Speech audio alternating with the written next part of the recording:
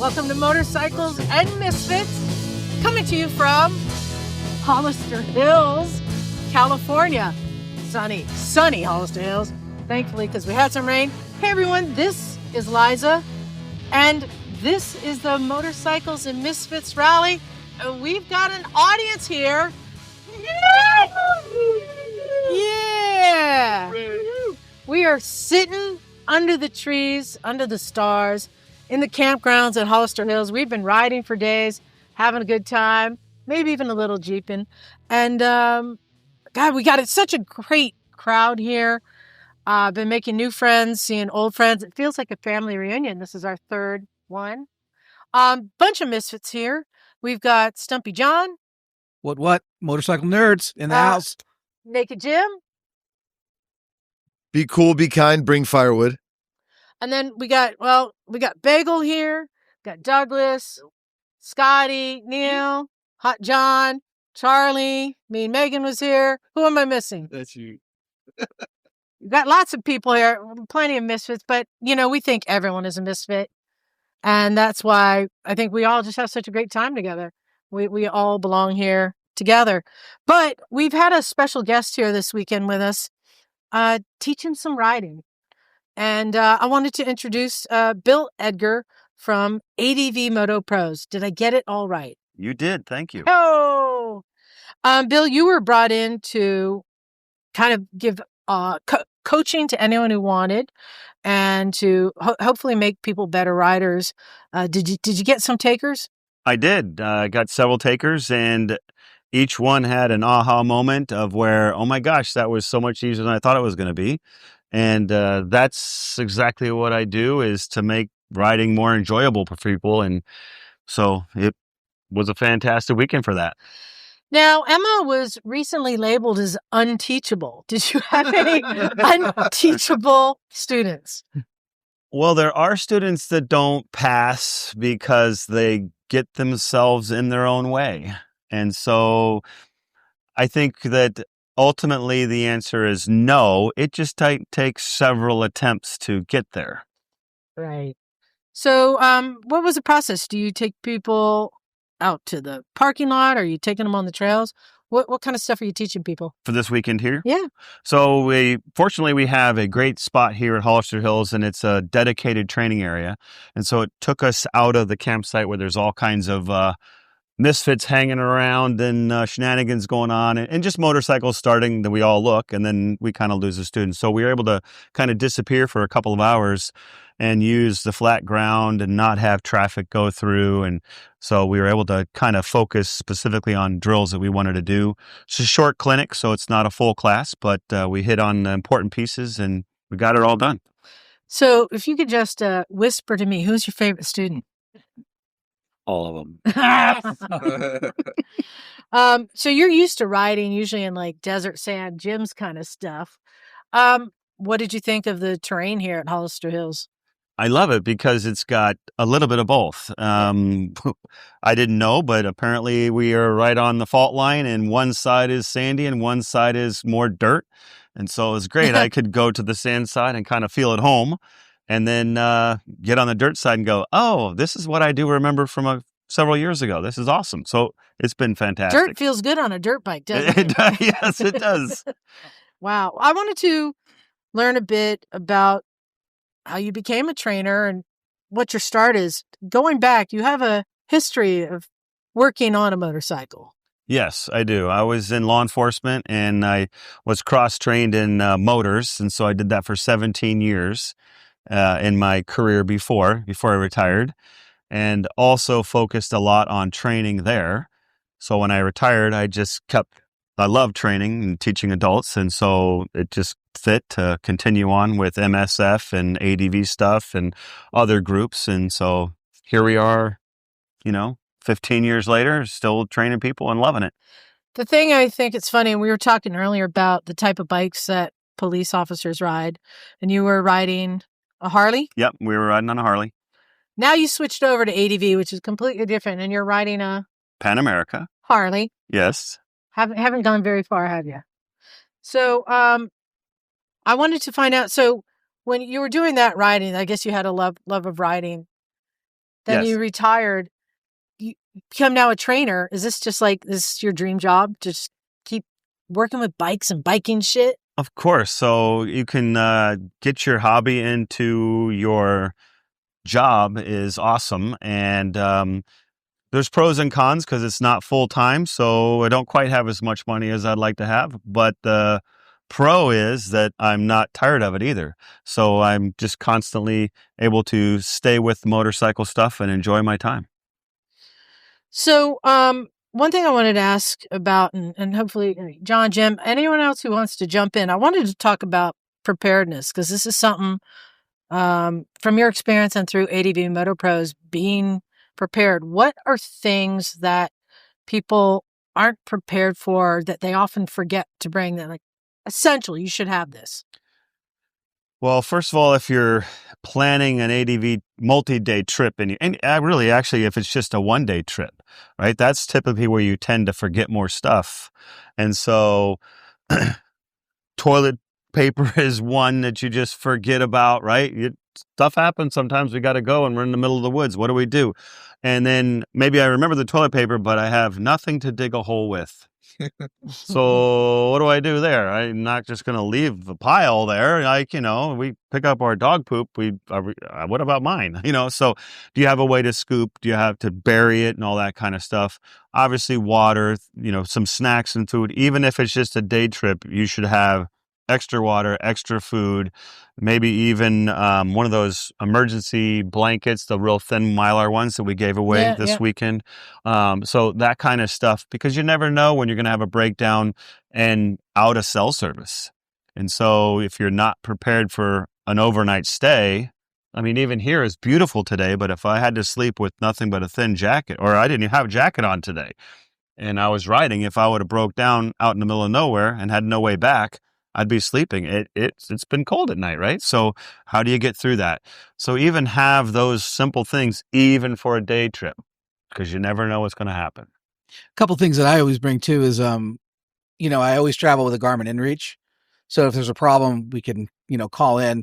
I always get the helicopter insurance because Yes. you never know when you're going to need that. But also, I have a multi-tool and a first aid kit I bring with me too. Yeah, exactly. I mean, that's kind of for at least for me, that's a great example. For me, that's in my bike all the time. Right. Like going to work, that's in my bike. I don't necessarily use my Garmin for that, but the first aid kit's already in there. That certain stuff is just in my bag all the time. And a credit card. Oh, yeah. And I usually hides a couple bucks somewhere just in case somehow that got rubbed between all the different layers of bags and the card's no good anymore. I have, at least $40 somewhere in my bag. I know if I dig deep enough, I'll find it. Maybe I'll get lucky and find 60. I don't know, because I put more in. Now, when I'm out in the desert, I always carry extra tubes because I don't have the foam, the mousses in there. Yep. Yeah, just to make sure that we can get back. Because one puncture from a rock and you're stuck. Yeah, I mean, for like if I'm on my Pan America, that's a tubeless tire. Mm-hmm. And so if I do a cut or something like that, or a hole big enough that I can't fix, then I do carry a tube in my bike for that. And that's always in the bag. If I'm on my dirt bike, I have the mousse, which is the foam inserts. Mm-hmm. And for the most part, I could limp back for the most part there. So, again, knowing what you have and what you're riding, like the terrain will dictate, but really it's almost just a standard, because even if it's a nice sandy thing and somebody lost a piece of metal off their bike and you come across it, you got it flat, and now what do? Well, I'm on sand. You don't think you're going to hit anything, and then yet you do because somebody lost a piece of metal. So always having just that certain few things that can fit in a backpack if you're on a dirt bike is just an amazing save, right? And if you can MacGyver it too, right? So there's always ways to MacGyver if you just stop and, breathe in, breathe out, and start thinking of, well, how can I fix this? I mean, I've used electrical wire to fix shifters before because stuff broke. Cable ties are great. Cable ties are great, and I've had friends that cable tied their tire together and then had to repair that like every half mile or every mile or so because they'd break. Luckily, they had a full pack of like 200. JB Weld. JB Weld. Yeah. I mean, so this is all the stuff I bring. Yeah. No, I mean, Yeah. if I would go in my bag, I have a jump start. So if the bike battery dies, but that jump start has a flashlight. That jump start can do my phone. That jump start can do my Garmin. All those pieces. So it charges all that, and it's a flashlight. So I have that. I have the like an Air Moto. It may not be that brand, but the battery charge for pumps. So it pumps up my tire if I need to, because I'm certainly not going to sit there and go all day long. I'm just going to go and done, right? And most of the time it's used for other people, but I know that I have it. But those are the things I automatically have: toolkit, first aid kit, the tube. I don't have JB Well, but I have it's a steel stick. Yeah. Steel stick. I have a small container of like paracord, so I can strap, or even if I needed to tow somebody out, you can make enough loops and it was strong enough to tow somebody out. Foot peg to foot peg kind of thing. I just did that in the Mojave. Yeah, right. I know. So, and again, hopefully it's not for me, but hopefully I can take care of somebody else, because the motorcycle gods will come back and give you good karma, and when you need it, they're there for you. So that was happened today. We came across the guy on the ride we were on this morning before I did my training, and he was just stuck on the side of the hill. And so we rode up to him to see what he needed, and somehow his clutch just either burned up his clutch or lost fluid. It didn't work, right? So we figured out, okay, we'll follow you down.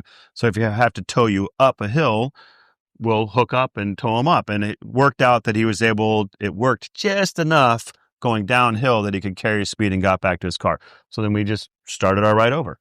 One of the things we Misfits like to do is called unsolicited advice. Yes. And Jim is probably our most experienced adventure rider. What is it that you have in your bag that he hasn't mentioned? Because you've told me you've learned by mistake. No, you always take on your trips. I'm not sure where you're going with that, but A pair of them. What's that? It's a pair of them. A pair. Oh, well, I used to bring a pair of shoes. Yeah, there was a time. But then I went to Moose, Moose inserts, and then I don't worry about walking anymore because you're not going to get a flat. But yeah, that was one of the smartest things. One time he had to hike out. He's like, "I'm taking shoes." Yeah. Used to, but yeah. What else do you put in your pack that we need to get him to add to his? I don't know. Well, I'll just throw, because we just talked about this on the podcast last week about the motorcyclist with a broken leg who was found by a Marine helicopter out of 29 Palms, who had been in the desert for 2 days, no food, no water. And I'd be curious to hear more about it. But ways to be found, ways to help people, or, help yourself, like a signal mirror. That's a good thing to throw in the pack. Something like that. But I think pretty much steel stick and safety wire covers 90% of the trail slide repairs. Well, we were just talking about glow sticks also. Especially if you're out, get stuck at night, other people can see you, or you can use it to signal a helicopter. Yeah. Or if you're camping, you can make fun camp games out of them. Night bocce with glow sticks. Glow stick axe throwing, right? Yeah, these are the essentials. I would like to say that, was it last year that Jason said to add baling wire? Yeah. And we needed it to fix the Jeep today. Oh, the Jeep. We used it. Oh, didn't you? Nice. Yeah. Yeah. Safety wire and steel stick. It's most of it, but. Yeah. So I would add that I do carry a very short, about 4-inch umbrella. It's about the same, maybe 6 inches. Like about the same kind that goes size. on a drink, or what? Yes. 4 inches? Yeah. On a Mai Tai. No. But it's a very short bar. umbrella, because if in the case of this guy that was in the desert, he had a tarp over him and they saw this blue tarp. I carry a black one, and that was in the gift whoever got the fanny pack. So if you break down on the road, most likely there's not too many trees right near the road. If you break down in the desert, there's probably not a whole lot, so if you're in forest, you can find shade. But if you break down street or off road in the middle of nowhere with no shade in the summer, it's brutally hot. Pop open that umbrella, and it's not big, but it's enough to cover you while you're fixing a flat, or to hold over your buddy while they're whatever. Right. And so we put that in our packs that we give to students and stuff, and give away, and different things that we do over time with ADV Moto Pros. And of course, I've adopted the same thing, because if it's raining, I sure don't want to get wet fixing a flat tire, but I don't want to I love it. It's like the racetrack, like when on the Yeah, starting yeah. grid, you got the I umbrella. can be a grid chick. Yeah, there See, you go. John, I think I went where you went when he said a little umbrella. Yeah, exactly. Because if I'm going to die, I'm going out with a fancy drink. And doesn't it come with sex on the beach? Yep. In the desert, maybe. Except we call it death on the rocks. Death on the rocks. Okay. As somebody who is a trainer, you train riders, you train trainers, you train me, and somebody just rides a lot yourself. What's your best advice for somebody getting into adventure riding?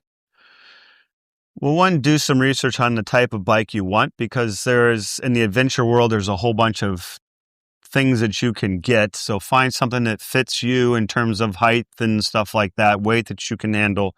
But I think the other thing is, and whether it's from ADV Moto Pros or not, but get some training, right? Because you've most likely been riding road and it's different. And so, why go through figuring out how the wheel works when you can spend a few $100 and be ready to rock and roll really soon, as opposed to go through 6 months or a year of YouTube videos. Yeah, YouTube videos that you forget about by the time you get to practice them. In a case like this, it's just a couple hour clinic, but we were able to teach just a few limited things and then go right away and do them. And that's the beauty of that, right? And so the same thing with rides or with the full day class, there's usually some kind of ride, or you have the very next day to go for a ride and things like that. So you can skip a lot of pain and suffering and fear and death grip just by taking, a simple class with somebody, right? Anybody. I'd love to see you with us, but it's the same thing. Just go somewhere to get trained so you can bump up a lot faster and enjoy the ride. Just curious, who here, not just with Bill this weekend, but who here has taken an off-road or advanced or dirt riding class? How many people? Not show of hands. I got to hear you. Yeah. Yeah. And it's really paid off, I assume, for everyone? Yeah. Oh, yeah.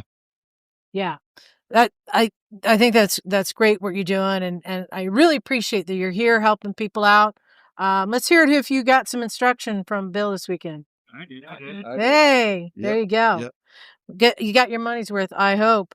I wanted to find out, as somebody who's been riding a long time and doing the adventure lifestyle, you had to have had some sort of maybe an incident where you find yourself in a pickle and that you have to get yourself out of. Have you had this happen? Well, I've had just a general one and kind of a funny one, but so yes, I've had that. Right? Did it include a little umbrella? It did not include a little umbrella. So, but as I said, I've fixed shifters and stuff with electrical wire. Yeah. So stuff breaks, and you got to figure out how to make it work. And I've had extra levers and rods and stuff on it. So the rod was messed up. So I used 2 different pieces of wire to pull from the top and the bottom, so it would shift. And I was able to get all the way home. Nice. So it worked out well. And then the other one is kind of funny is the very first time I had to do number 2 out in the woods. And Liza just perked up. Yeah. She's like, oh, hey. Here comes that shovel. Yeah. That's where you learned about poison oak, right? Yeah. Yeah. Don't use it for wiping. So with gear on, and I wear tall motocross boots and knee pads, you can't get your pants down low enough to really do a solid business. And so you have to kind of really lean back more. And so I had to go, I have to go, and I can't figure it out, right? I can't figure out how am I supposed to do this without pooping on my pants that are down because they're not out of the way. So I finally was able to just the whole, I'm on broken feet and lean up against a tree where my legs are way out and my back's against a tree. Oh, that looks like and I'm so now I do it. That's so like now, isn't that position number 72? Yeah, right. Number 72. So of course the tree is killing my back because I'm pressing into it because I don't want to slide down now, right? And then I'm done. I'm like, well, now how do I get out of here? Because my hands are not on this bench. They're it was interesting. I made it out alive. So that was the win. That's but an awesome reenactment. Yeah. But yeah, it was interesting. So yeah, those are things you don't think about. So if you're going to do something like that, maybe plan that at home first, because I certainly didn't. Unfortunately, I wanna we're say- thinking about it now. Yeah. As much as I love that story, I thought you were going to tell the story about the broken leg. So, Oh, that one too. Okay. Well, yeah. No, that wasn't ADV. That but was we got on the street. pooping story. I'm happy. Yeah, that was on the street. What? But what was that one? You I T-boned a deer at 50 miles an hour, and its head Doug punched. feels your pain. Yeah. It punched the headlight out with its head, spun around, pinched my leg between the tank and the air cleaner, as that was his butt or her butt. I don't know. It was just the deer. That's all I knew. And broke my leg. And then, of course, when that all happened, shit all over me and the bike. Yeah. Wow, yeah. there's a theme in this whole Yeah, Yeah, that right. That's right. So it just right into the story, right? Yeah. When that happened to Doug, you had fur down one side and shit down the other. Yeah. Yeah. So the good thing is I didn't go down. I was able to ride the bunking Bronco and got it pulled over to the side. I don't know my leg is broken, so I get off the bike, walk around the front of the bike, and of course, it's pretty much all gone. The plastics, the whole dash, the radio, everything's just gone. And I'm like, oh shit, the whole bike's and it's like 30 degrees going to work at the ski industry at the time. I was already retired, and so I'm bundled up and I'm freezing, and all of a sudden this happens. I get out, walk around, it's all messed up, and then I go, ooh, my leg really hurts. And so I realized it's not good. So I go sit down on the bike because I got the kickstand down, and flashers, nothing works. Luckily, it's daylight enough. And I try to call 911. I'm in a no cell service zone. The weird thing, though, is I dial and it doesn't go through. So I'm like, all right, well, let me try my wife. No, let me try. No, nothing works. And then 911 calls me back. Oh. And goes, hey, is everything okay? We had a hang up from you. I'm like, okay, no, everything's not okay. Funny I'm you should okay. mention that. Yeah, I'm okay, but I just crashed my motorcycle. I hit a deer with my motorcycle. And they're like, what? We've got a bunch of calls on that. And I'm like, well, how come nobody stopped? They just drove by? Just drove by and then called? What's going on? So, and then literally it just happened to be shift changed and everybody was there in like 2 minutes. And I lived out in the middle of nowhere. And, but there's towns, but there was shift change. And I mean, ambulance, police, everybody was there in like 2 minutes. And then the tow truck guy was there too. So when they're loading me in the ambulance, because I can't walk anymore, I'm yelling out the ambulance saying, don't lay it down. It's a dog. I want it up on his wheel so it doesn't do more damage. He's like, I know, I got you. And then off I went. So, Gosh. Wow. So, yeah. Well, I know that your favorite place to ride, adventure riding. Yeah, I'm partial. It's definitely in Utah somewhere because you got sand, you got Red Rocks, Zion, Bryce, you got Mirror Lake Highway, everywhere. BDR, follow that all the way. Moab, it's endless. And then you can throw in a dirt bike in there too. And there's millions of acres to go ride public lands and just have fun. It's awesome. So we mentioned ADV Moto Pros. Where do you teach if somebody wants to get a lesson?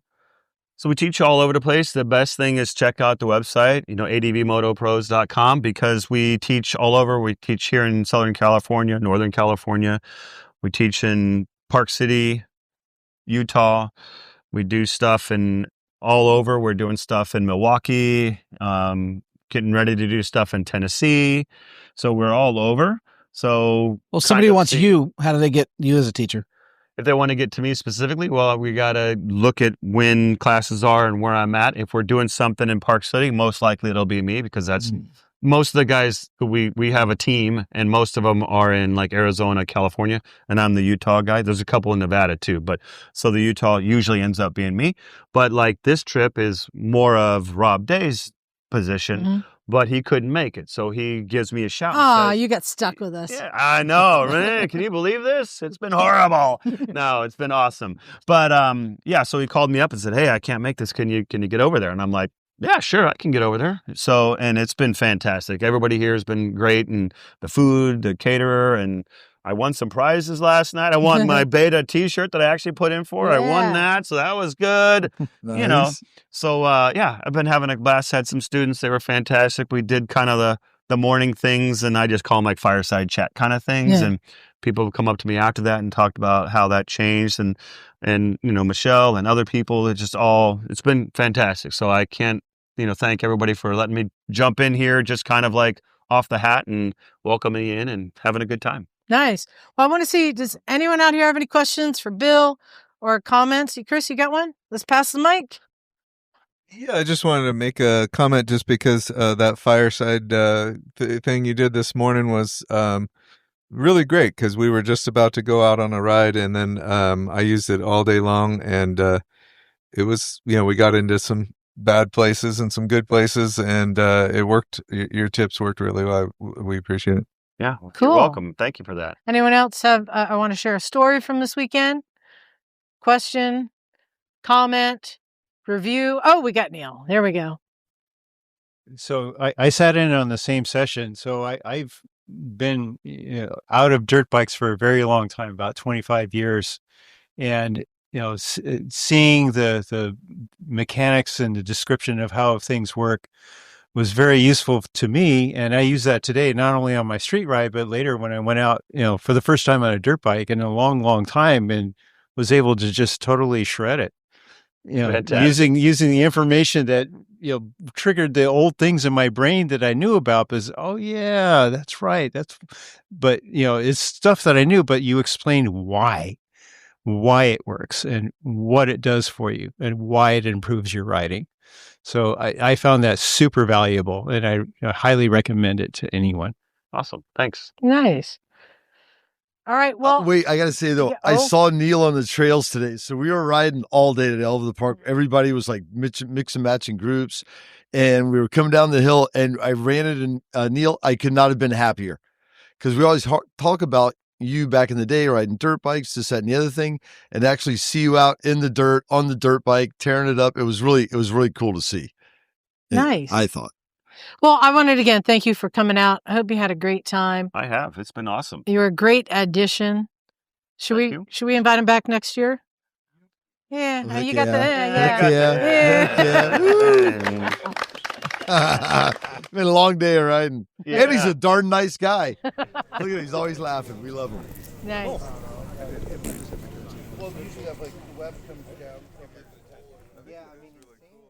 All right, tell me your name and where you're from. My name's Michelle Silvera, and I'm from Riverbank, California. And you rocked up with a jacket I've seen before. Where'd you get that nice jacket? Oh, the Recycle Garage. Hey! So you're not a stranger to us. So is this your first time here at the Misfits Rally? Yes. Yeah. I just wanted to get your overall experience, because you did share something with me. What did you think coming here? So What were you expecting? Yeah, I don't really know what I was expecting per se. I was really jazzed and excited about coming. And then when I came, I felt really anxious and nervous, and kind of felt like maybe I didn't have enough experience, skill, knowledge to be with all of you, and was going to do a street ride with you, Liza, and almost went home yesterday because I was like, I'm going to hold everybody up. I'm not ready. You know, You're the only one riding a Rebel here, a Rebel 500, Yeah. but it's a capable bike. it is. So what is your history of riding? How long you've been riding, and what So I rode from 91 to 93 in Jamaica as a Peace Corps volunteer on a little Honda NX 125, and stopped riding when I came back from Peace Corps. Met my husband. He had bikes. He sold his bikes because he said, nope, we're going to have a family, no more bikes. So we had no more bikes. And then about 3 years ago, he decided to get back into motorcycling. I was like, okay, fine. That's good for you. And then I rode on the back of his bike last April, and I thought, well, this is really fun, but I want to ride. So we got me a little Honda Rebel 250, a little 2004. I had a great time, took the MSF class, loved it, sold it, started riding his BMW F800. It's a big step up. It's a big jump, yeah. It was too big for me in the sense that once I was riding it, I was fine. But coming to a stop was a bit of a challenge. And I dropped it a couple of times and was a bit heartbroken. And my confidence level just plummeted. And David, my husband, said, hold up. You're fine. You're doing just fine. Let's get you a bike that'll fit you, that you'll have fun with. Keep going. So we got the Honda Rebel 250. 500. Nice. Yeah. So you come up here, you're looking at all these dirt bikes, big adventure bikes, right? And you're like, you're going to go on the street ride. Now, have you ever ridden like in formation before? No. Staggered formation? No. No. And you learned our process of riding. Yes. Which is ride at your own pace. Yes. And we will meet at intersections wherever there's a turn. Yeah. How did that work for you? Excellent. Yeah. Really well. And it was really fun. And honestly, I told you last night, Liza, you're an amazing person. And at the end of the day, I just couldn't stop smiling because you just, you make, well, at least me, you just have this light about you, and you just make me feel so much better about just life and who I am as you're just an amazing person. But it wasn't just me. It was everyone. And I wanted to say, so yesterday morning, you're feeling like you're not cut out for this. Yeah. But then we threw you on a dirt bike and gave you to Bill from ADV Moto Pros. Right. Who just for like 30 minutes, gave you some basic instruction. Have you ridden dirt before? No. 30 minutes riding around. Yeah. Did you learn anything in 30 minutes? Absolutely. Yeah, absolutely. I thought I knew the friction zone, but being on the dirt bike and going up the hill and, rolling back and using the friction zone and just using the friction zone, really, I thought helped me a lot just on the road. In fact, I think that came in handy on my ride. It did. So you were riding at your own pace. Yes. And yeah, we would wait at intersections and you'd catch up and then we'd take off and ride again. Yeah. And then we'd come to a big intersection. We went up some great roads. Yeah. Sweeping, just fun, fast roads, but you can ride at your own pace. And then we stopped at Gilroy Power Sports, which was cool. Yeah. And we were going to head over to Giz Ditch Pie because live to ride, ride to eat. And I said, hey, does everyone want to try a little bit of dirt? There's a road, John, the Redwood Retreat Road. You go up that back way to Mount Madonna. Yeah. And she said, can I do it on this? Yeah, you can do it in like a Toyota Corolla. This is just a little fire road. It's easy. And then I missed the turn and I ended up on another dirt road going up into the mountain. That is not a fire road. It's basically just a driveway to private homes. And it was steep and ruddy with like sharp turns. And she trusted me because I'm like, go ahead. And she trusted me and she went. And then I had stopped and a woman had come out. She goes, where are you guys going? We're like, oh, we're going up to Giz Ditch Pie. She goes, this doesn't go over the mountain. This doesn't go through. I'm like, oh no. So I sent Chris, I'm like, you need to go up and get everyone and bring them back. So she rode all the way up this treacherous road and then down. And again, riding a cruiser down a steep dirt road with ruts. She rocked it. She did it. Amazing. So the 30 minutes you spent on the dirt bike, did that kind of give you some confidence? Yeah. Oh, yeah.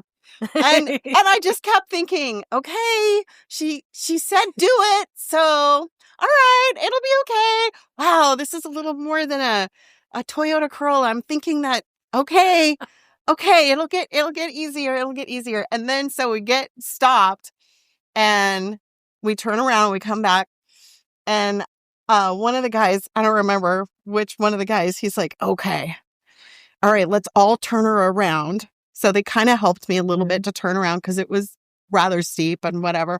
And they said, all right, you go first. We want you need to go first. And I'm like, okay. That was Because a good usually call. I go last. Yeah. And they're like, no, you go first. That way, well, if you dump it, we can rescue you. And I was like, all right. But I didn't dump it. I made it to the bottom and it was all okay. So one of our goals here, the things that we hope when people come here to the rally, we've got the challenge course. We've got different groups going out riding, different styles. We've got instructors. We hope that people go back a little bit better rider. Would you say that's true? Absolutely. He just did a jump. He sure did. Absolutely. In fact, today my husband was riding behind me. And when we got back, I said, so what do you think? Because we've been riding together since September. And he always, I guess, rides sweep. He always rides behind me. So I said, well, what did you think of my skills and my speed and coming into corners? Like, how do you think? He's like, oh, no, you're doing great. Yes, you are really improving. Like, just keep on it. So that made me feel really good. That's great. He's my husband, so maybe he's just. So you're glad you stayed. I'm very glad I stayed. Awesome. Well, thank you for sharing your story. I mean, to me, that's a success. Even if one person goes back with more confidence and a better rider, that's what it's all about. Thank you. Thank you.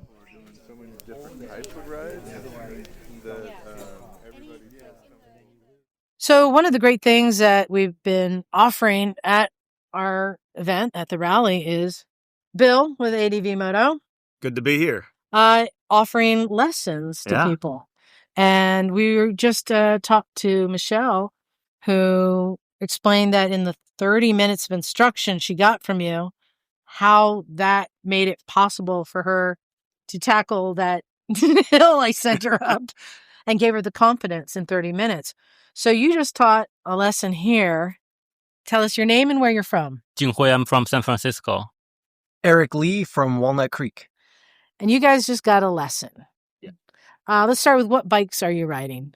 I'm riding Kawasaki KLX 250. I couldn't tell because it's covered in mud. Yes.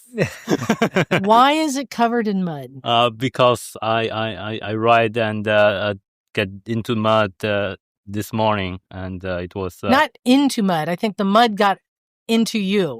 Yes, that's actually true. Into both me and my bike, and yeah, I eat a lot. I know there's a story there, but you came back grinning like an idiot and covered in mud. Yes, and yes, I'm proud. And proud. And Eric, what are you riding? 2013 KTM, a 350 EXCF. Great bike. So Eric, you've both been here at the rally before, but Eric, you have some riding experience. Yes. In fact, I think last year you broke one of your friends. Yeah. Who didn't come back. I tried to get him back, but maybe next year. Yeah.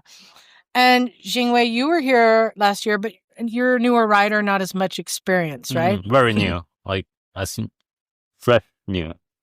So you just went and learned. What did you learn? What were some of the things that Bill taught you?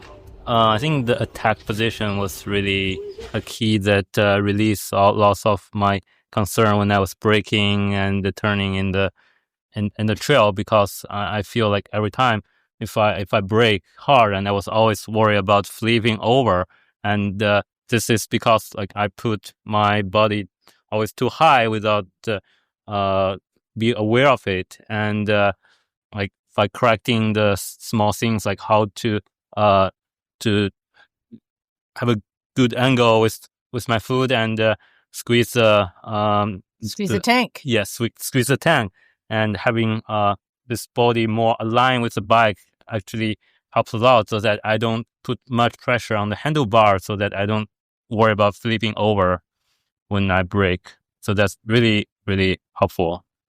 And Eric, you said you had a couple aha moments? 2 aha sort of moments, and I'll say what Jingwei just said, but the thing that really helped is being able to just point your toes in.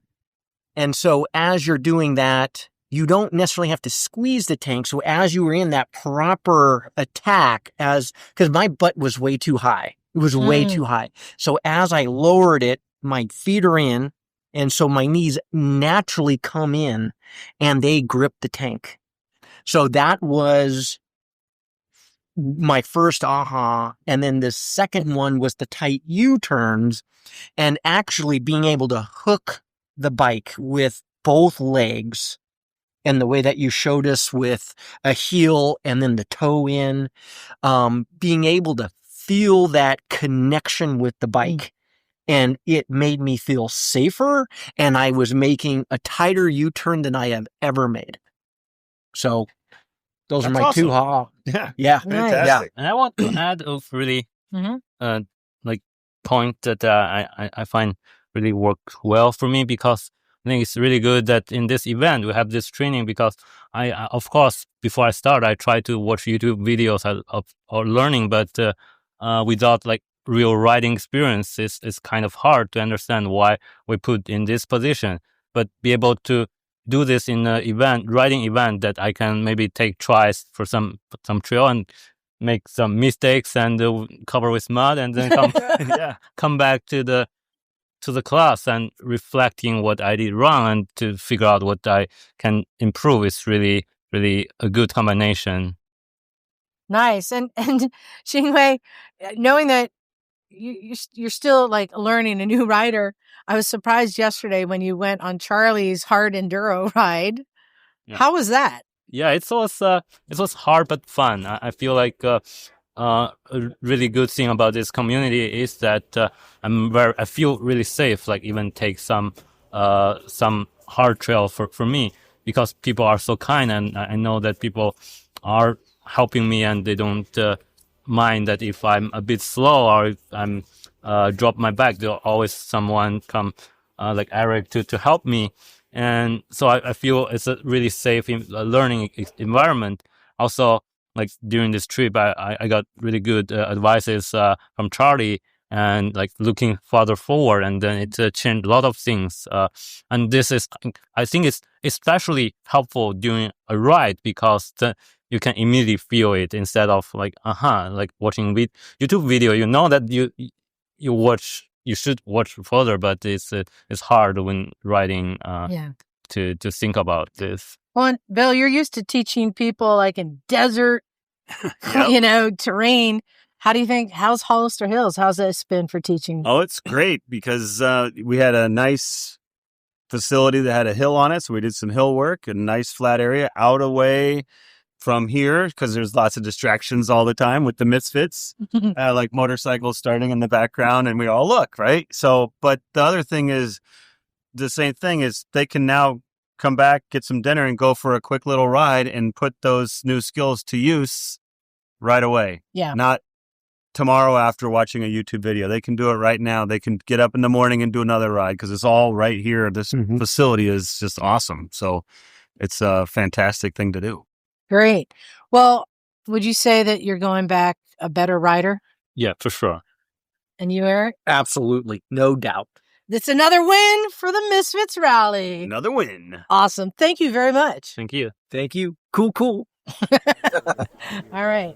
Yeah, it's kind of like surfing all the way up to it. So much movement. Oh, are you? Right. No, but it's hard with that big wide like because you're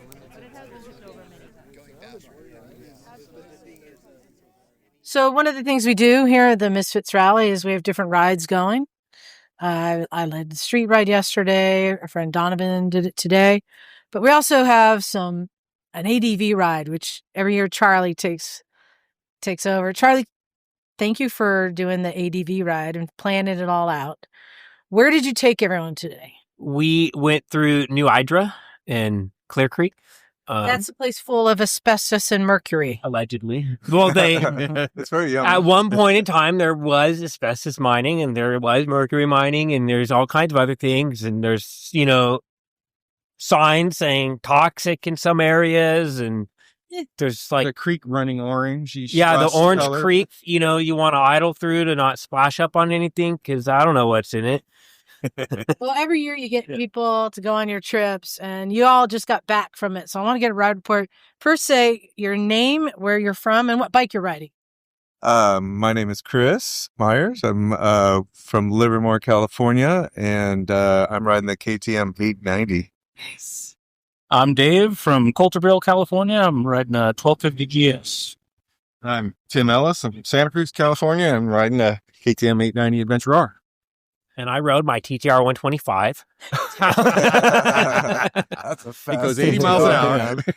So can one of you describe the kind of ride, the kind of terrain, what you had to deal with today? I thought it was, we were just talking about this at the gas station. Personally, I thought it was the perfect combination because these ADV bikes, you know, they're not dedicated dirt bikes and they're not dedicated street bikes. And so you might kind of wonder, like, what is the perfect combination? And started off, you know, in the long sweepers, and then got into the fun stuff. And I mean, it just had a little bit of everything in it. What's the fun stuff? The fun stuff is just challenging, ruddy, rocky, steep, just off camber, crazy tight trails, off road. Yep. And really, these are just unmaintained roads that just get eroded from just rain and things like that. So at one point in time, it was a nicely groomed, just dirt road of the mining town or whatever. And then it's rained and people don't maintain it. And it exposes all these huge rocks from underneath the soil and makes these, you know, big rain ruts. And so your bike's going down into things and it's chattering over rocks. And, you know, some of the, I guess, terrain is, you know, people aren't necessarily used to dealing with rocks in general, Right. especially even on a big bike. You know, I would say most of it looks scarier than it actually feels if you just, you know, use proper riding technique and do it. But, you know, these bikes aren't forgiving, and you drop it and you're picking up 600 pounds or your leg's broken or, like, you know, whatever. But and you're 50 miles from help out there. It's pretty we're in the middle of nowhere. Yeah, it's pretty remote. But there was a lot of people out there today. You know, A lot of two-stroke dirt bikes ripping up at these crazy hills. yeah, no, just a lot of dirt bikes. We saw some side-by-sides. We saw some trucks. So it is remote. It feels really remote. You know, its help is, you know, going to take a minute to get there. But you're not totally alone to where if you broke down or something, you could walk to one of the main roads and you'd probably eventually find somebody. Well, Charlie, I know you've taken Jocelyn Snow's class and you've got experience. Have you all taken a class? Have you gotten instruction? Have you really learned how to ride an adventure bike? No experience on a adventure bike per se. Okay. Yeah. Definitely a lot of street experience, and I teach street riding techniques. But the off-road, I would love to take like a Jocelyn Snow type class or any of these ADV classes. I haven't done that yet, but I'm looking forward to. I took one 2-day big adventure bike class back in the fall, so that was super beneficial, but really didn't get out and hone those skills since. Yeah. So this was a pretty big leap forward for me. But I think I'm 10 times the rider that I was yesterday. I mean, it was that big a jump just following these guys and doing what they do. It was incredible. So I just wanted to say real quick, if you hear a slap sound, there's a horde of mosquitoes around Tim right now, and I want to slap them. Just so you know. They're loving you. It's the blood. It's the blood. Only you. No one else is loving that blood. It's Yeah. the blood. Did you guys get any moments where you're like, oh no, I'm in trouble? Well, we were. Before we say that, I want to give a shout out to Bill, though. But Yeah. Bill did the body positioning, and he was talking about tightening your legs up and turning your toes in and being on the balls of your feet and all that. I used that extensively that today, was gold. and that was gold. yes, Yeah. So we really I was appreciate constantly fighting to make sure that I was staying loose on the bars, which was a lot easier said than done. Right. But all of that from this morning, you know, I really had to put that into action to survive. So did you get any moments where you thought, oh no? for Hector me. Hector slid out on some pavement today. overcooked the corner, and there was gravel. Did not negotiate Yeah, the he put it this way: his lovely orange crash bars have some nice silver on them now. And he's on 890 Adventure. No, 1290. 1290. Wow. No, but he did great today. He's Yeah, totally yeah, fine. yeah. There's no damage to the motorcycle. No. It was. He said he slid on the pavement and then he hit the grass. So it's. And Yeah. was there like a lot of rocks or anything? Everyone did good? There's one really tough section right at the start so we warned everybody, okay, this one's tough, and everybody cleaned it. Nobody had any. Somebody maybe stopped. I dropped. Oh, you did? Oh, I guess I missed it briefly. Yeah. Okay. But not slow speed. No big deal. Yeah. Downhill before we got to the road, before the single track. Yeah. That was pretty challenging. That was pretty challenging. That's pretty steep. It was about a 2 mile long downhill with the. It was steep, and there was some ruts and rocks, Potentially and, loose. you know. So, And the nature of riding in a group adds an extra element because you're trying not to bang into the person in front of you, and you don't necessarily have all the traction to do exactly what you want to do. So, when I'm leading everybody, and I'm like, I'm looking like, if I go down here, are we going to be able to go back up? Like, I don't want to bring the group in an area where we're not going to be able to go back up, and then also not be able to turn around. So I was thinking about that the whole time. If everyone makes you feel better, It's okay to admit that now. And we got that challenging section you're talking about at the very end. We got to the bottom, and then we were now on the wrong side of a gate, and not one that had a little trail around it. And I had a code because we had the permits or whatever. I had the code to one of the gates, but it was not this gate. And I had saw a little single track entrance like right before, and on my GPS I could see we were right next to the main road. Like, how far do you think it was? Like a couple hundred yards there, maybe. Yeah, it wasn't that. Yeah. So I was like, okay, the single track I'm pretty sure is a bypass to this gate basically. And then so we did it, and it was tight, and there was it was challenging. I mean, a lot of people might not want to do it on a dirt bike. But it was tight, and it was, there was a tight turn with like a rut in the middle of it with like an off camber hill where it could have gone pretty sketchy. It was steep enough too that you kind of wanted to use your brakes, but if you used your brakes, you would have dropped into the rut. Oh yeah. So you kind of had to pick up a little speed and stay where you needed to be to avoid the rut, which was get the heart racing. Yeah.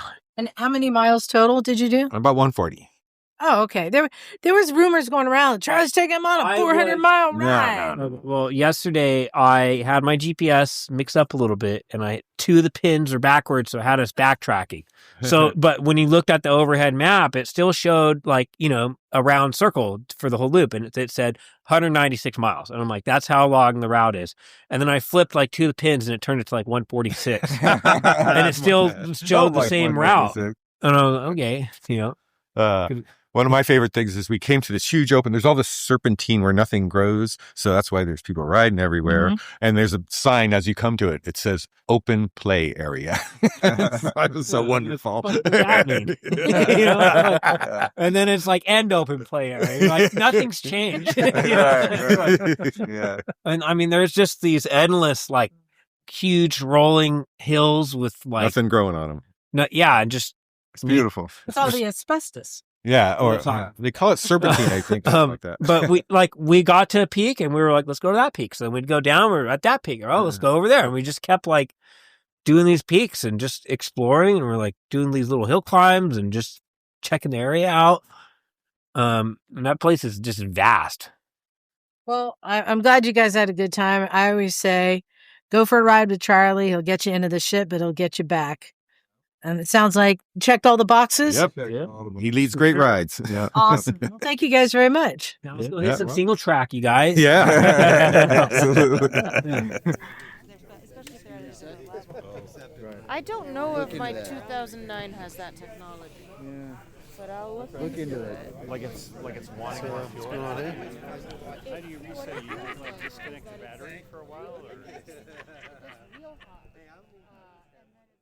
All right, I got some more people here at the rally with a story to tell. First of all, state your name and the bike you're here, where you're from, and your bike you're riding. Michael, I'm riding a DRZ 250, and I'm from upstate Washington. My name's Kevin. I'm riding also a DRZ, but a 400, and I am from Central Valley, Fresno, California. The armpit of California. This is true. It's terrible there. So, you know about this ongoing debate, argument between Emma and I. Is a Jeep a four-wheel motorcycle? What do you guys think? I think we need Jeep talk. We need Misfits Jeep talk. I don't know if I'd call it a motorcycle, but I would say they complement each other perfectly. I'll take that. So, thanks to you two, the Jeep had some issues. We went and got parts. We worked on it all morning, fixed it, and as a reward, we got to go drive it in the Jeep section of Hollister Hills, which I've never been in. And it's got a fresh coat of new mud all over the entire thing. All over, inside and out. So what was your experience driving the Jeep? Everyone got a turn.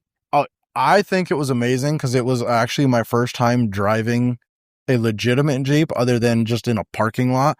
So first time wheeling in it, first time. Wait, you wheelied the Jeep? No, wheeling. Oh, wheeling. Okay. But, and then even tried to go over some of those little culverts. It couldn't do that. It was just peeling out. So I had to back out of that one. But everything else, I put that thing, any obstacle, it went right over it, right through it, without a doubt. And I say that it is like a four-wheel motorcycle because we got to work on it just like we are on the bikes. And we got to go play on it just in the same park that we're playing with our bikes. Michael, what did you think? What was some of the challenges that we did on it? I felt like at one point we were doing brain surgery. We were mad scientists taking apart alternators, figure out which parts we could use off one and what parts we can use off the other. And I think it was touch and go for a minute, but I really feel that all our heads together, taking that nice needed water break when we needed to get everything done and fired up so we have all that fun, especially Liza taking us over the teeter-totter. We took it on a teeter-totter, a giant metal teeter-totter. And strangely enough, tearing two alternators apart to make one work, you couldn't take them any further apart than what we did. And getting it together, that was actually the easy part. Figuring out how that belt ran worked our brain for about 45 minutes. Probably 45 to an hour. But the funny thing is we go up to the Jeep park, and I've never been there. None of us have been there. And we're like driving around the roads. We're putting in four-wheel drive.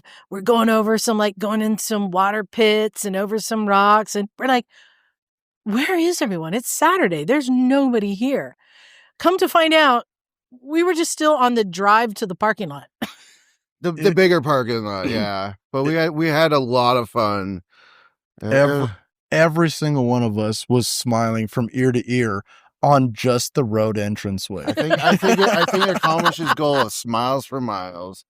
Yeah, going into the water pit and then we getting completely lost up in the hills. And no map. I mean, we forgot the map.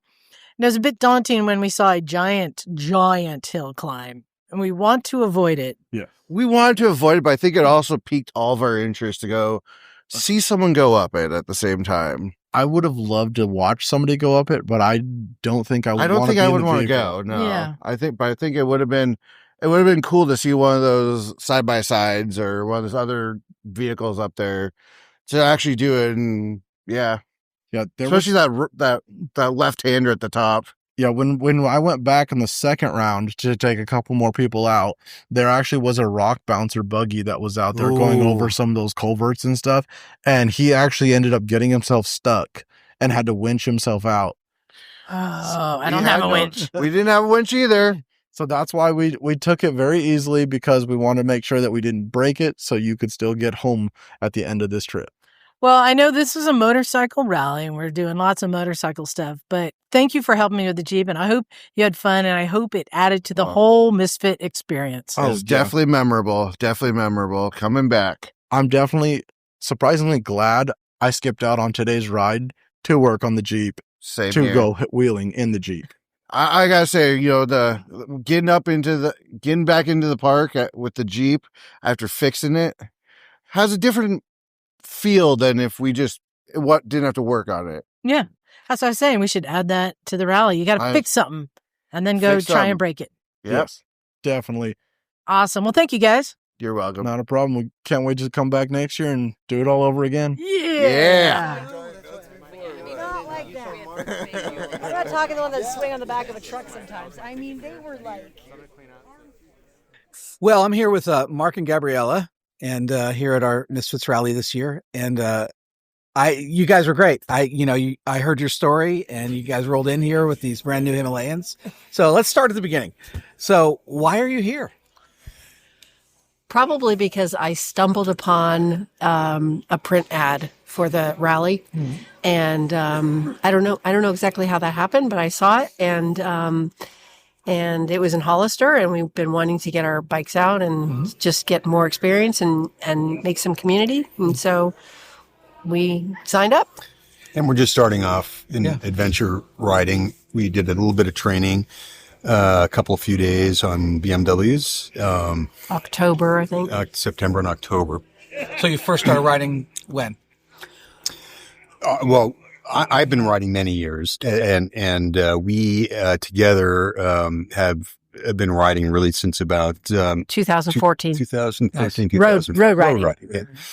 And decided to make a little change and see what adventure riding was about. So got some training and decided that jumping into big BMWs was not really in the budget at that point, and decided that we'd kind of get our feet wet with smaller adventure bikes. So you ended up with a couple of really beautiful Himalayans. Yeah. Why the Himalayan? Well, we actually had to make room in our garage, and we had hoped to get the BMWs, but we realized that probably wasn't the best place to start. So we took our Ducatis into a consignment shop, and when we were there, the old Himalayan, they had some for sale. So we started looking at them. We were like, gosh, this is so inexpensive. It'd be a great bike to start on. And we were actually considering buying the used ones. Mm-hmm. And then we started doing some research, and we found out about the 450s, and we went down the rabbit hole on YouTube and reading the reviews. I love Royal Enfields. I have an Interceptor. So I was already a little bit partial, but once we started seeing like how the bike had been rebuilt and how it had been designed and how people were receiving it, we just said it's in budget. It's probably about the right size, and it'll do the job for a few years. We'll see where we go from there. Yeah. That's great. So tell me about the riding you've done here. How's it been? What's it been like? Well, we had a kind of a rough start. I heard that. Yesterday. Tell us about that rough start you had. Yeah. So what happened was we had bought a trailer. I had driven down to Los Angeles and picked it up, driven it back last week, and we really didn't have much experience with it before. So we finally got the thing loaded up. What was that, Thursday night? Yeah. And I had to get it registered. So this is the thing is that I had to go to the DMV, and it was all day, how the DMV is. And then we finally got on the road kind of late Thursday, and I think we rolled in here at 10 p.m. Yeah, about 10 p.m. Thursday night. So Friday we were ready to ride. We're getting our bikes ready, and Mark just got on his bike to just kind of, just do a little lap around here, and spun out and ended up on the ground. What happened, Mark? So it turned out that I'm driving up the hill here, and I just couldn't get any power. I couldn't figure it out. I had the throttle in, but it turned anyway. What happened is my rear wheel just spun out. My front brake was completely locked up, and what had happened during the drive down here, the bikes jostled together, right, and some damage had jammed the brake lever. Okay, which I didn't notice until I was trying to ride the thing, and so that was it. And then so I fell, and it bent the shift lever pretty badly. So we had to fix the How brake many people lever. saw this happen?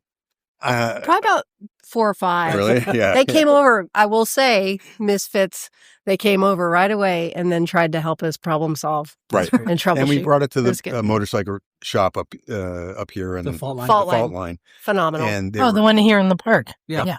Yep, they did a great job. We were able to bend the shift lever back because, of course, my concern was if I had broken it, that's the end of my weekend. So I'd never find another one that would fit. I'm sure I would just take yours, I suppose. They took the bike for a couple hours. They fixed the brake and the shift lever. We got my shift lever back. Anyways, we finally got the bike situated, and it was 4:00. So we went out with my brothers here, and he's a pretty experienced dirt rider, and he took us around the park for probably 45 minutes, maybe an hour. Mm-hmm. And that was our Friday. So that was it for Friday. So today was our kind of big ride. Oh, that wasn't it for Friday, was it? There was another event, a calamity. Oh, well, Oh, yeah. That wasn't the end of our misadventures, for sure. It was the end of our riding.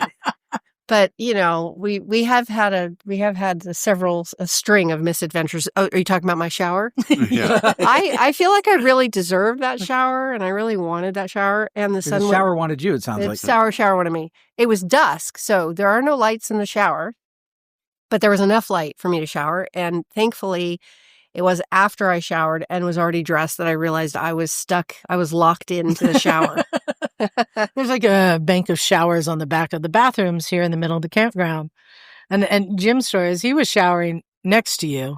And I guess you didn't think anyone was there, and you started like yelling for help. I could hear him, and I could tell that he was enjoying the hot water because he was like, and I was like, okay, that's how I'm glad. It was the hot water? Yeah, he told me it was.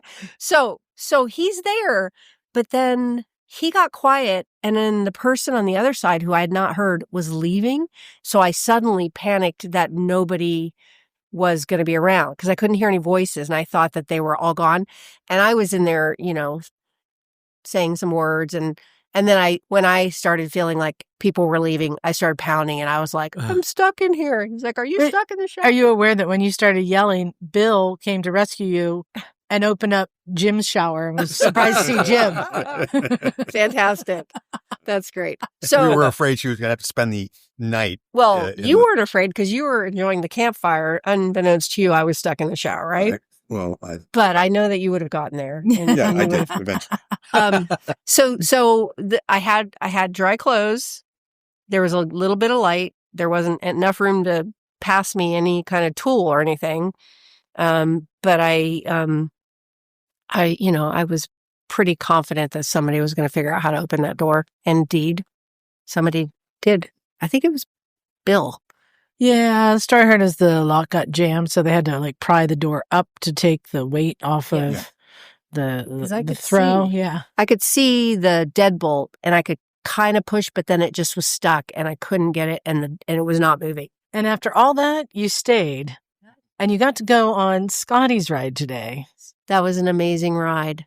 Scotty led a great ride. You guys were gone all day. We were gone 7 hours. It's a long ride, but beautiful scenery, and went out to Parkfield, which we actually go to regularly for a bluegrass music festival on Mother's Day. Yeah. And we were talking about that this year. We would bring the trailer down, the bikes, and just stage from there in May. So we're hoping to do that. So at least you got some riding in. You've been meeting people, having a good time. Great people, great time. We had a lot of different bikes on our ride. Right, we had the little dirt bikes. We had dirt bike. We had the little German scooter from 1960. It's a year older than me, actually. Yeah. And then some. I think there was a BMW and us, and yeah, it was a great ride. Great people. It was exhausting, but the scenery was spectacular. Oh, and there's a bike running now. There you go. Well, cool. I'm glad you got out. I'm glad you got your bike fixed and you got to go on the ride and are having a good time. You ready to go have some more? Absolutely. Absolutely, yeah. So why should people come to this rally? What's not to love? Well, one of the things that we both noted is the kind of the inclusivity of the people. I mean, everybody was very welcoming and very nice. The whole vibe is nice. We've been in other situations where not quite the same. A little, male centric. lot of testosterone, a lot of just not the conversation and the vibe wasn't as just wasn't great. But here we've really loved it. It's been very welcoming. It's an absolutely beautiful setting here. I don't know exactly who's responsible for organizing what, but it's been very well organized, flexible, friendly. We can't wait to come back next year. And the riding is spectacular. Yeah. So awesome. I'm glad this all worked out. So glad you guys are here. Thanks for joining us this year. Thanks for having us.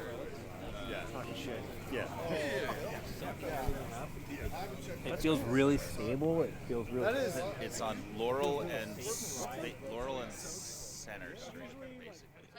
This is that part of the evening where we like to give some awards out. This is the Most Epic Crash Award. Oh! We've heard reports of some crashes, but we want to know who thinks they've had the most epic crash this weekend. Why would they somebody else? Who? Hector. Hey. I heard something about scraped engine guards. Did anyone else have an epic crash? I'd like to nominate Jinwei. Oh yeah, I actually. No. He's already getting an award. Oh yeah, I'd like to nominate Craig. We've all voted on that. Craig Arnold. Craig, did you crash?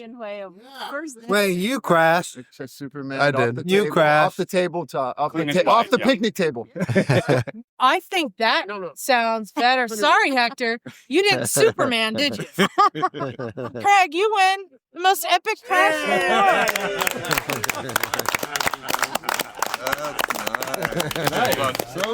Craig. All right, this next award is also one unyet determined. This is furthest distance traveled to the event. What do we got? Santa Cruz. All right. Utah. Mike. Washington. Where in Washington? North of Seattle by 2 hours. North of Seattle? I'm south. By South of Seattle. Who else? I know.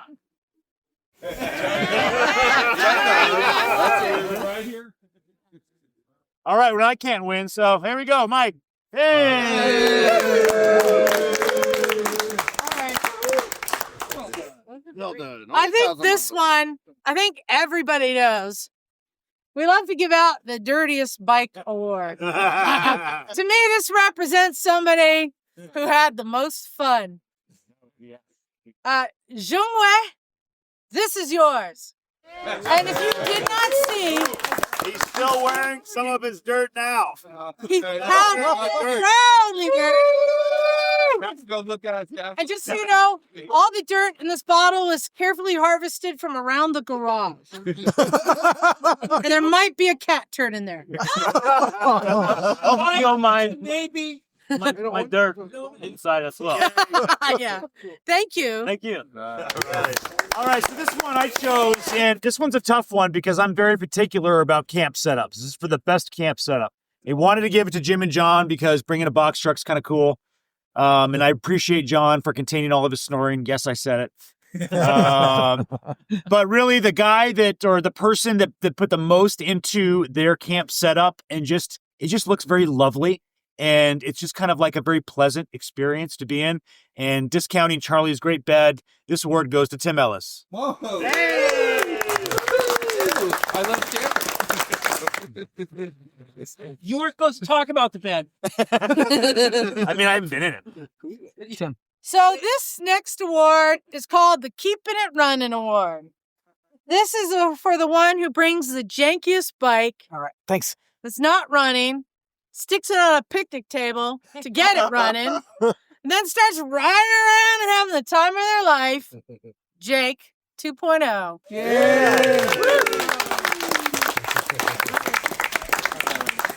I would just like to thank God, but mostly Doug, because couldn't have done it without him.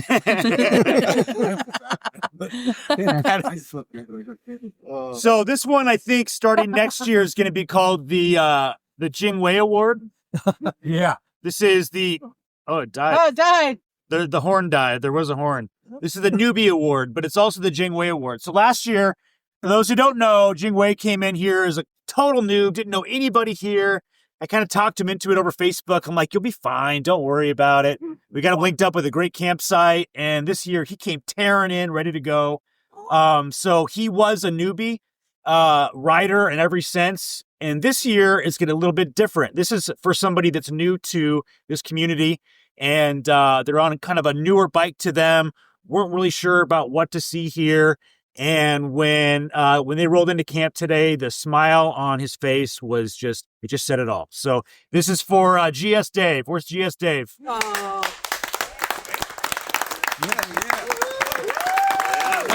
Now the condition is you have to wear this the rest of the night. That's nice. Put it on. Yeah. What's the front? It's gonna break your neck. It's a middle finger. 21 I like these boom.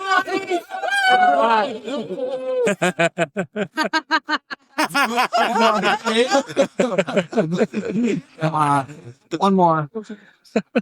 That's a good. I know. Isn't they fall?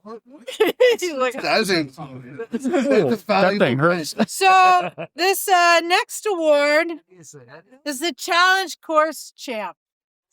And we saw a lot of people getting out there and trying to do the balance beam and rope the flower pot and all that stuff. And some people were actually taking instructions and improving and getting it. There were a lot of people doing it. But I felt that Evan, who was only here for today, who's kind of a newer rider to dirt, he learned the most. He improved. He nailed it. He had to go home. So I will accept this on his behalf for the Challenge Course Award. And he doesn't know that he won it yet.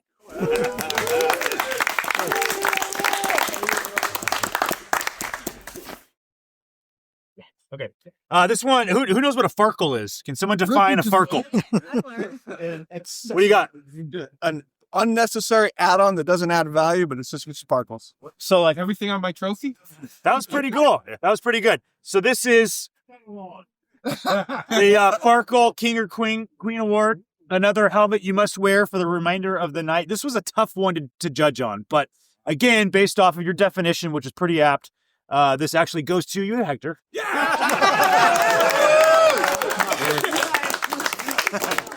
Yeah, disco. That's the only Farkle you didn't have.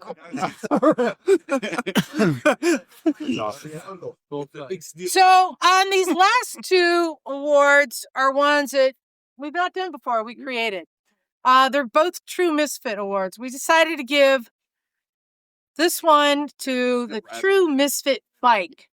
The bike that represents the true misfit spirit. And what is that? Because we love all bikes, but to me, it's that bike it's just that dog, that one that shouldn't be doing the things you're doing with it, you know? That you just keep it running longer than it should be running and just having a ball, regardless of if it's the cheapest bike here. So this one goes to Jason, JP Hans. Is he here? For the KLR, piece of shit KLR, that he won't stop riding. He's working on it right now.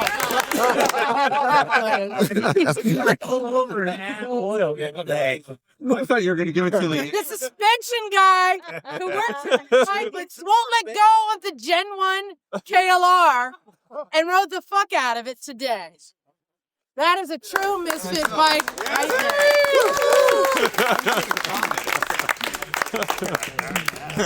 there. One more. All right. What are you going to tell Megan that award is? I know, right? Yeah. All right. And then this one, if you can't tell, was lovingly made by Miss Emma. And this is the true misfit, the rider, the person who we thought really captured the spirit of what it is to be a misfit. Somebody who is loving and growing and enjoying everybody and is like helping people and pushing their boundaries and growing as a person and just melding into this pot of misfits that we all are. So for this one, we chose Michelle, who pushed herself beyond her boundaries, became a better rider,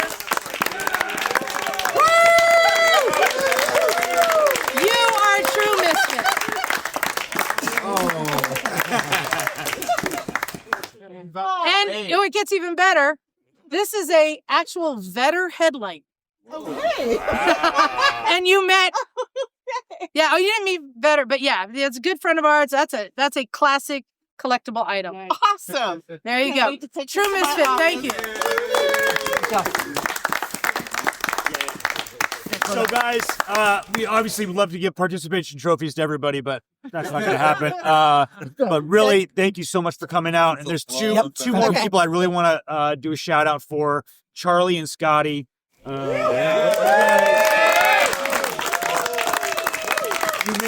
make our lives so much easier. It all comes together. We all kind of play a part, but you guys really go above and beyond. And Scotty, you're like, I love you. You're the best. Hell yeah.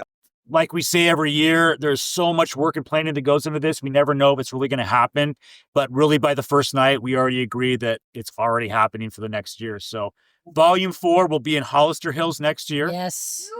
Right now it's slated for June, not April. So I can't make it. Yes? Oh, what? Okay, that's fine. I won't be here. Next year. Thanks for bringing the Jeep. So thank you everyone for listening.